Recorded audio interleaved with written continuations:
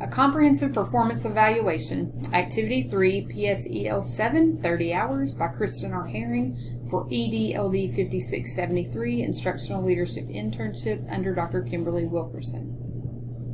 Activity 3, complete a comprehensive performance evaluation and PSEL alignment, 30 hours.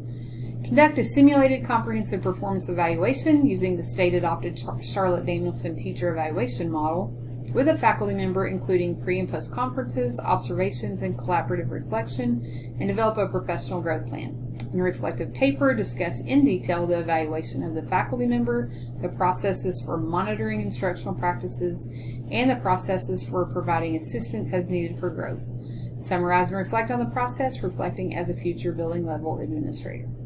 PSEL Standard 7, Professional Community of Teachers and Staff, aligns to Activity 3 in that building leaders are expected to create a supportive environment for all faculty and staff to ensure all students achieve and develop. When educational leaders meet this standard, professional learning meets the needs of all stakeholders. Faculty and staff are expected to take responsibility for the success of students, and they are held accountable for this task, and there's a level of trust that's created among everyone in PBEA 2015. PSEL Standard 6, Professional Capacity of School Personnel, also aligns to Activity 3 in that successful educational leaders build competence and best practices in their faculty and staff in order to promote achievement and welfare of all students. Evidence of Standard 6 is present when building leaders seek and employ needed faculty while providing continual learning opportunities so they provide productive and warm-hearted educators, and they want to continue in their position. Also, administrators are to observe, evaluate, and provide feedback under this standard to faculty and staff, followed up with a system for providing professional development, coaching, goal setting, and support to increase teacher efficacy in PBEA 2015. As far as alignment to Activity 3, PSEL Standard 7, I can't provide professional learning opportunities if I don't know what areas in my faculty are deficient. I have to observe and evaluate in order to provide opportunity for everyone to have success in my building and see achievement of students. Evaluations are a part of accountability, and this piece is important, and it also allows us to build trust. PSEL Standard 6 aligns to Activity 3 in that I completed a simulated practice observing, evaluating, and providing feedback.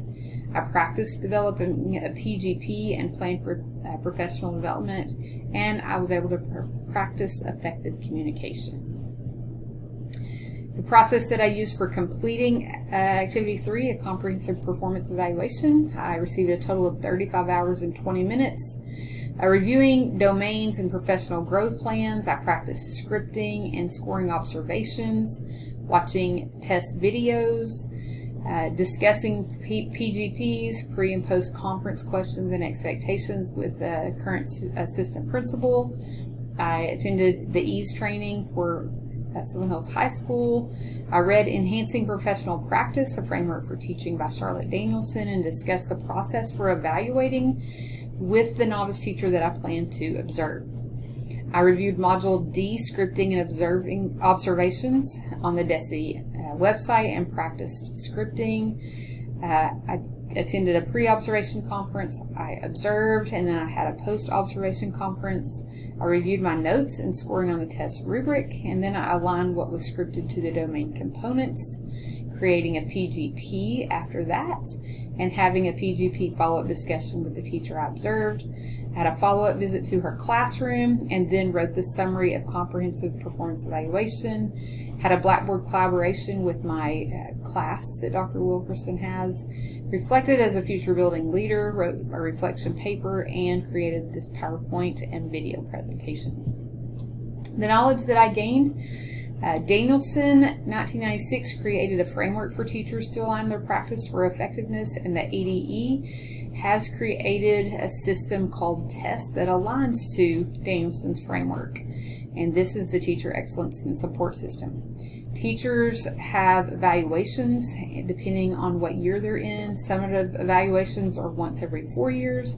Formative observations When they're scheduled for those, the educator can choose their goals and are evaluated in areas that align to their professional growth plan. Intensive support plans need to be created when teachers are ineffective in areas and are not showing growth. They must have a timeline in place with support and monitoring, and if the teacher does not meet the goals, potential dismissal is possible. Scripting during an evaluation takes practice and full attention in the classroom, and a comprehensive performance evaluation can take several hours to fully complete, even by tenured teachers. Scheduling and completing the first observation for teachers who are on the summative years should be completed early in the year so the PGB can be created to ensure growth, effective teaching, and student achievement. Application of new knowledge. As an educational leader, I will work with teachers on formative evaluations within the first 2 weeks of their fall contract to get professional growth plans created, then schedule first observations with novice and summative evaluation teachers during the first 9 weeks to ensure professional growth goals are set and monitoring and growth can be documented, and then continue to research best practices for the students in our school and create a plan for continued training of best practices. I will build an atmosphere of trust and not fear. Reflecting on this process, I had a new awareness to the amount of time that is needed to successfully complete a summative evaluation with professional growth goals. Different number of formative and summative evaluations are needed each year based on the teachers in your building. A tenured assistant principal told me sometimes a summative for her takes 3.5 to 4 hours. First year novice teachers need a lot of time given to them because they're unaware of the evaluation process and require someone to put forth that effort and teach them. My own experience as a teacher revealed to me that I was not effectively evaluated at times in my years of teaching. Ineffective evaluations were probably the root cause of low student achievement in the building that I was in, and poor professional practices. And when new administrators come into a building, they struggle to create a professional environment with support and feedback on those observations.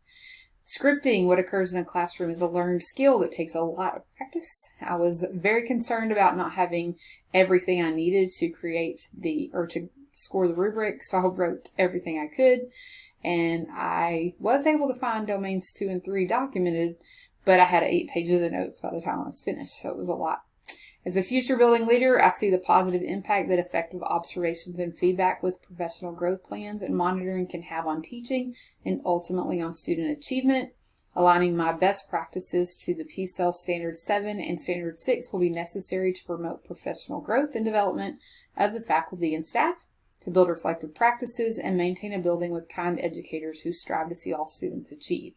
To do this effectively, I will have to maintain an up-to-date calendar to ensure the monitoring of teachers, continually explore effective resources that teachers need to improve instruction, and schedule collaborative team meetings that support growth and development of all teachers and students.